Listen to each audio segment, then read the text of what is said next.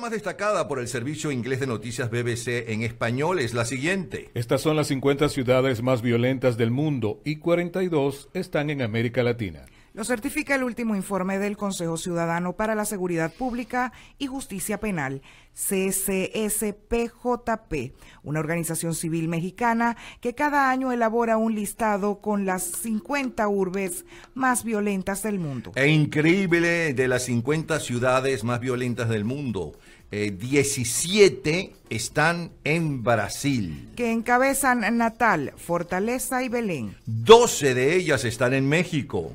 Que encabezan también Acapulco, Tijuana y La Paz, también la ciudad de Victoria. 5 de ellas están en Venezuela. Caracas, Ciudad Guayana, Maturín, Valencia y Barquisimeto. 3 están en Colombia. Cali, Palmira y Cúcuta. 2 en Honduras. Que son San Pedro de sí. Sula y Distrito Central. También hay una ciudad en El Salvador, San Salvador, la capital, otra en Guatemala, también la capital, y una en Puerto Rico, también la capital, San Juan de Puerto Rico. Tengo en el teléfono a Víctor Anram, psicólogo y por muchos años estudioso del mundo de la droga y la criminalidad en general. Él fue comisario de la PTJ, experto en situaciones de alto riesgo. La pregunta es complicada, aunque parezca sencilla. ¿Por qué tanta violencia en América Latina? Buenos días, hasta el punto que de las 50 urbes más violentas del mundo, 42 están en América Latina, y las dos que encabezan, por cierto, eso, una es mexicana y otra es venezolana, que es concretamente Caracas. Buenos días. Buenos días, Napoleón. ¿Cómo estás? ¿Cómo está todo por allá? Gracias. Bien. Entonces, ¿por qué tanta violencia en América Latina? ¿Qué es lo que nos distingue o nos separa o nos avergüenza del resto de los otros continentes? Mira, la primera respuesta que me sale a la cabeza es porque somos latinos. Pero no es verdad. No es ese el punto. Realmente tenemos que empezar a fijar los puntos de coincidencia que hay en la mayoría de estas ciudades. Y el primero, el principal, el más importante que yo veo es la corrupción gubernamental. Todos estos países y todas estas ciudades y los países que las representan están involucrados en una corrupción gubernamental clara y amplia. Cuando México tomó la decisión de permitirle a los marinos que participaran en la lucha contra las drogas, yo tuve la oportunidad de decir una vez públicamente por televisión: caerán en la corrupción. Y me dijeron que no, porque era un cuerpo élite. Mentira. La corrupción en nuestros países absorbe al gobierno, a las policías y a las mejores circunstancias que podamos tener. Entonces, para mí el punto principal, el punto eje de que todos estos países tienen en común es la corrupción. ¿Y por qué entonces, y la pregunta es la misma entonces, por qué nos diferencia del resto de los seres humanos de los otros continentes, que somos más corruptos que ellos, aparentemente? Sí, Napoleón, sí. Hemos desarrollado unos niveles de corrupción donde inclusive, recuérdate, nosotros justificábamos que un grupo político era mejor que otro porque robaba y dejaba robar. O sea, nosotros hemos crecido con la corrupción desde los tiempos de Páez. Pero todos los países de Latinoamérica realmente han crecido bajo este término. No ves en nadie que se lance realmente, por lo menos no lo percibes, que se lance a un cargo público que no esté pensando en cómo le va a sacar el absoluto provecho personal a ese cargo. Yo tengo que traer indiscutiblemente colación a todo esto, chicos, a un personaje que se hizo muy importante dentro del mundo de la seguridad, y fue el Giuliani de Nueva York, que Giuliani, bajó el porcentaje de inseguridad de una de las ciudades que era más peligrosa, especialmente el área central del downtown, y logró. Y él creó o sembró una frase que es cero tolerancia. Cero tolerancia. Vamos a preguntarnos si en estas ciudades realmente podríamos hablar de cero tolerancia. No. Todo está permitido, es decir, todo lo malo está permitido. Y todos participamos de lo malo. Entonces, el principal problema que yo veo es ese. La segunda, por supuesto, tenemos economías muy endebles que le permiten a una economía fuerte, como es el tráfico de drogas, penetrarla. Ahí convertimos a nuestros países en muñecos, en títeres del tráfico internacional de drogas. Y durante todos estos años hemos convertido en un chiste todo esto, porque que somos traficantes, que no somos traficantes, o que somos países de paso. Aquí no hay países de paso, aquí lo que hay es una internacional de narcotráfico que se mete hasta los huesos de las sociedades. Cuando ya tú permites un rubro de delito, los demás vienen solos. Ahí aparecen los homicidios, ahí aparecen los atracos, ahí aparecen los secuestros y aparecen otra serie de delitos que van acompañando al tráfico internacional de drogas. Entonces, ese factor para mí es sumamente importante. Tenemos la economía endeble de nuestros países que viven del pedir y no del hacer. Tenemos la corrupción indiscutible. Habernos mantenido durante tantos años con niveles de culturización bajo, y especialmente en los últimos 20 años de Venezuela, el gobierno se ha empeñado en que mientras más inculto seas, más poderoso eres. Entonces tenemos ya un tercer factor también de tipo social educativo, y es que los niveles de incultura o de falta de educación, todos estos países, fíjate, son de alguna manera están involucrados. Tenemos a México, tenemos a Brasil. Sí, son países que han dejado la educación en un segundo término, cuando realmente ese podría ser un factor para combatir la delincuencia o la inseguridad. Y yo diría que en otro plano también está, yo diría que la sangre latina. Yo creo que ahí nos acompaña mucho la sangre latina. Cuando yo daba clases para ejecutivos de otros países que venían a Venezuela, yo a ellos les hacía mucho énfasis en no busquen problemas en centros nocturnos. Y le llamaba la atención ese tipo de aseveración o de planteamiento. No busquen problemas en centros nocturnos, porque lo que no sucede en otros países sucede en el nuestro. Te le quedas viendo a la muchacha te sonríe, se para el tipo y con el mismo cuchillo que tiene en la mesa te lo clava. Es decir, los niveles de sangre caliente de nosotros también son altos. No lo digas en Brasil, donde la gente es sumamente caliente, sumamente agresiva a la hora de ser provocado, y México, cabeza de todo esto. Realmente me acuerdo que mi papá me decía, cuando él se vino de México, que el problema es que en México tu vida valía lo que valía una bala, ¿no? Entonces, siempre ha sido, pues, países con mucha efervescencia sanguínea. Tú como psicólogo, historiador y experto en situaciones de alto riesgo y estudioso del mundo de la criminalidad en general, ¿dirías lo mismo que diría en este momento Francisco Herrera Luque, que todo eso es herencia del tipo de españoles que vino en la conquista, que no eran ni los más cultos, ni eran familias como sucedió en Estados Unidos con los ingleses, sino que eran justamente los prisioneros que les ofrecían, bueno, te sacamos de prisión, pero si te vas para las Américas, ¿no? Tú dirías que de ahí surge todo, y si es afirmativo, bueno, pero han pasado demasiadas décadas y siglos como para que sigamos siendo así.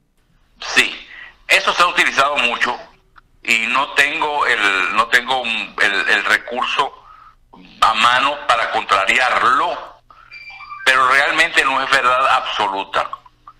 Los primeros barcos, los que llegaron con Colón y los que fueron llegando, eran judíos condenados a muerte. No eran realmente bandoleros que se sacaban de las cárceles. Eran judíos que estaban condenados a muerte y que les daban a cambio, porque nadie quería viajar al misterio del gran mar. Entonces, les daban la oportunidad de seguir con vida si conquistaban estas nuevas tierras.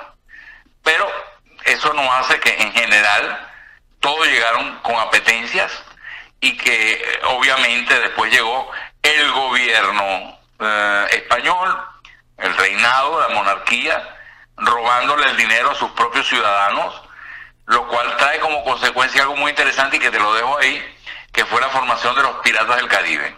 Esos fueron los ingleses. Esos fueron los ingleses y los españoles también. Los ingleses lo inventaron justamente para robarle a los españoles el oro que se llevaban de América. Hay algo más de eso, pero no importa. Sí, pero hay algo más de eso. Hay un ataque a la Inquisición, que era realmente los que generaban ese robo, y era una forma de disminuirle el poder a este grupo que sabemos muy bien que no tenía ninguna finalidad religiosa. Pero espérate, Amram, también es verdad que somos unos deslenguados y unos deslenguados. También es verdad que no hay alguien que triunfe en general en España y en América Latina, y lo digo en España porque yo estudié 3 años en España, ¿no? Y lo que decía el rector, o como se llamara en aquel bachillerato, la máxima autoridad, decía: mientras un español triunfa, nosotros lo jalamos hacia abajo; mientras un inglés triunfa, el pueblo inglés lo aupa. Estamos hartos de escuchar inclusive a los dirigentes acusar a otros dirigentes, y a los no dirigentes acusar a los dirigentes que todos son unos ladrones, y no es verdad.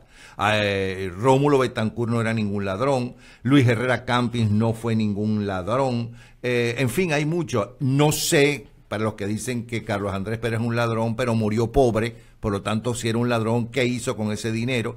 ¿No? Pero murió pobre. Entonces, no esa idea de que es una sociedad de corruptos y unos dirigentes corruptos y demás, ¿no es también la mala lengua que hemos heredado? También hay algo de todo esto. Yo estoy de acuerdo contigo, Napoleón. Estoy de acuerdo contigo.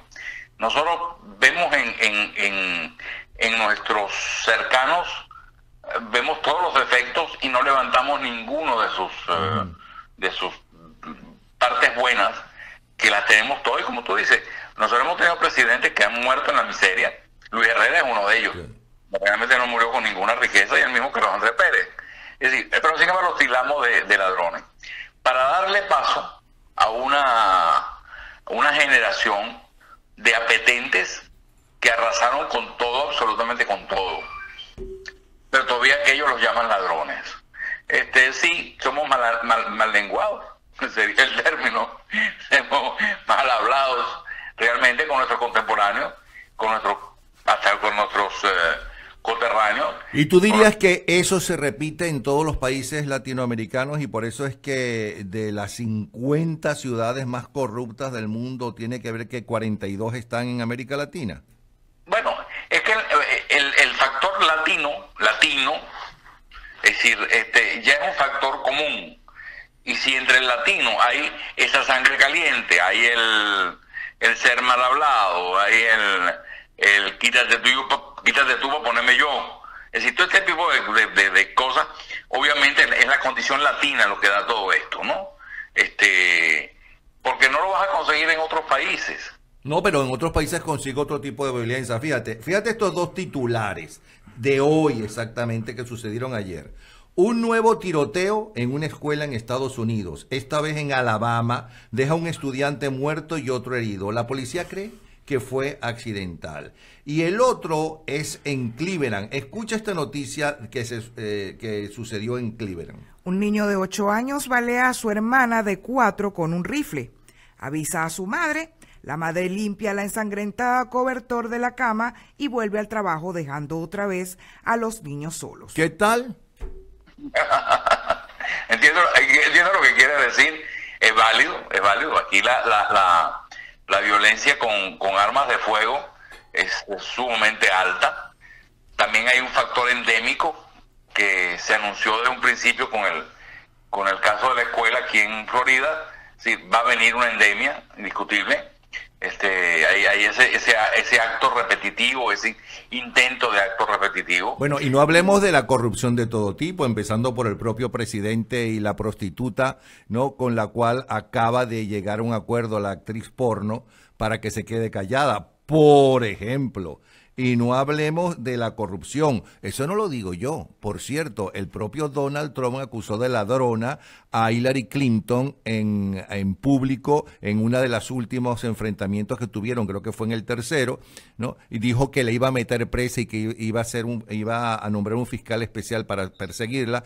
Hillary Clinton, que debió demandarlo, ¿no? Si es inocente, no ha hecho absolutamente nada, para que después digan algunos dirigentes políticos, posiblemente metidos ellos en corrupción, que la culpa es de los medios de la llegada de los dictadores y del desprestigio de los políticos. Los políticos se desprestigian. ¿No será la debilidad de las instituciones lo que lo que hace que haya tanta corrupción en América Latina?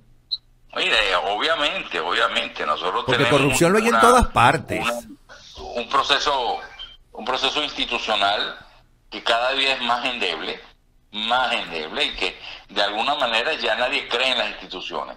Y es uno de los peligros que estamos enfrentando en los Estados Unidos, porque también se están debilitando el concepto institucional, y eso trae consecuencias donde tú lo englobas todo dentro de la inseguridad o del AMPA como tal, porque la verdad es que en el fondo todo sigue siendo AMPA o sigue siendo problema. Y violencia, la corrupción es violencia, claro que sí, matar a otra persona es violencia. Por los mismos gobiernos que de alguna manera ejercen la violencia contra la debilidad de los pueblos. Eso es obvio. Pero como tú dices, como es la razón fundamental de tu programa de hoy, o así lo entiendo, que es la comparación de estos países latinos, no hay duda de que en nosotros todo se generó y se genera con mayor fuerza que en otros países, como puede ser Inglaterra, por ejemplo, donde la tradición, la familia puede frenar algunas cosas. Y creo que nos falta haber salido haber perdido realmente la estructura familiar y la estructura religiosa de nuestros países, porque si tú recordarás, cuando éramos niños, en cualquier escuela pública o privada se enseñaba evangelio. Bueno, pero espérate, no toques el tema familiar, porque estábamos hablando de los Estados Unidos, ¿no? Y el tema familiar en los Estados Unidos es realmente grave, porque además, eso de que una señora la llame a su hijo de 8 años, mamá, Balea, mi hermana ya está sangrando, su hermana de 4, con un rifle que evidentemente compró la madre o el padre o alguien. Entonces la madre deja su trabajo, que extraño que dejó el trabajo por la sangre de su hija, ¿no? Dejó su trabajo, fue a su casa, limpió de sangre el cobertor de la cama y se volvió al trabajo y dejó nuevamente a un niño de 8 años cuidando a una niña de 4 años. ¿Qué tal? ¿Eso es familia? No, lo que pasa es que yo no estoy haciendo del criterio familia de estos países como la panacea y como lo más hermoso del mundo. No, aquí ves todos los días, ves cientos de casos donde el deterioro familiar existe, eso no hay duda. Pero nosotros como que llegamos un poquito antes. Nosotros llegamos antes a la carrera. Tú me perdonas y no estoy de acuerdo contigo. Yo creo que nosotros los latinos le damos mucha más importancia y tenemos más familia que el pueblo norteamericano, por citarte al que yo conozco, al norteamericano en líneas generales. Eso no quiere decir que todos sean como esta degenerada del titular, vamos a estar claros, ni mucho menos. Pero aquí la familia no es tan importante. Es más, los muchachos a cierta edad, los mismos padres dicen que salgan. Y muchísimas mujeres, según las encuestas, quieren más al compañero que tienen en ese momento que a su propio hijo. Eso es inaudito pensarlo en una mujer latinoamericana en líneas generales. Sí, mira, como todo, es cuestión de puntos de vista. Yo vengo como vienes tú y como venimos, pues, una buena parte de los venezolanos de familias muy bien constituidas, donde los criterios eran sumamente válidos. Nadie le levantaba la mirada a papá cuando papá estaba hablando en la mesa. O sea, venimos de una estructura familiar sumamente rígida, indiscutiblemente, pero reconoce, Napoleón, se ha perdido. Sí, se ha perdido en el mundo entero, es verdad. Se ha perdido mucho en el mundo entero el poder de la iglesia para bien y para mal, porque también la iglesia, vamos a dar, tuvo durante muchísimos siglos sus excesos, especialmente la católica, ¿no? Los radicales musulmanes se parecen mucho a aquellos cristianos de la Inquisición y aquellos cristianos que iban a Tierra Santa a arrasar con todo y a llevarse todo, pero en fin. Eso fue superado. Bueno, Víctor, muchísimas gracias por tu participación, siempre interesantísima, ¿sí? Bueno, Napoleón, muchas gracias por invitarme, porque me parece muy interesante compartir con mi terruño muchas de las cosas que están pasando y de las cosas que en alguna manera podamos contribuir bueno, no sé si clarificarlas realmente, pero por lo menos a compartir algunas ideas. Gracias, Víctor Anra, psicólogo y por muchos años estudioso del mundo de la droga y la criminalidad en general, comisario general de la PTJ, experto en situaciones de alto riesgo. Saludos, les habla Napoleón Bravo para invitarles a que nos sintonicen a través de aevestereo.com todos los días de lunes a viernes a las 8 de la mañana en 24 horas radio. También todos los días, 4 veces al día, de lunes a viernes, en tal día como hoy, en diferentes horarios, en la mañana y en la tarde. Y los fines de semana, sábado y domingo, desde las 3 de la tarde y hasta las 6, en nuestro programa de todos los años. Gente en ambiente, lo mejor de nuestra vida. aevestereo.com.